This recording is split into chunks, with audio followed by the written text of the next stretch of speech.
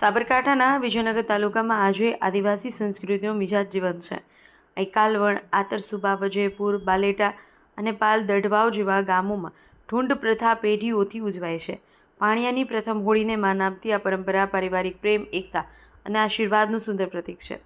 ઉજવણીના દિવસે મામા પરિવાર ઢોલ કુડીના તાલે ભાણિયાના ઘરે પહોંચે છે, સાથે જ લાવે છે રંગીન કપડાં, ધોળિયું, આભૂષણો અને મીઠાઈઓ. ગામમાં પરંપરાગત નૃત્ય અને લોકગીતોની મહેફિલ જામે છે. પુરુષો ધોતી ટોપી અને સ્ત્રીઓ રંગીન ઘાઘરા ઝબ્બા પહેરી ઉજવણીને રંગીન બનાવે છે. આધુનિકતાના સમયમાં પણ આ પ્રથાએ પોતાની ઓળખ જાળવી છે. યુવા પેઢીને સંસ્કૃતિ સાથે જોડનાર આ રિવાજ આદિવાસી વારસાની શાન દર્શાવે છે. અહેવાલ જયંતિ પરમાર, સાબરકાંઠા.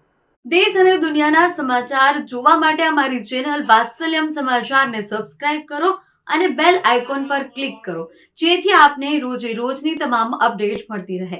સાથે જ અમારા ફેસબુક અને ઇન્સ્ટાગ્રામ પેજને ફોલો કરો.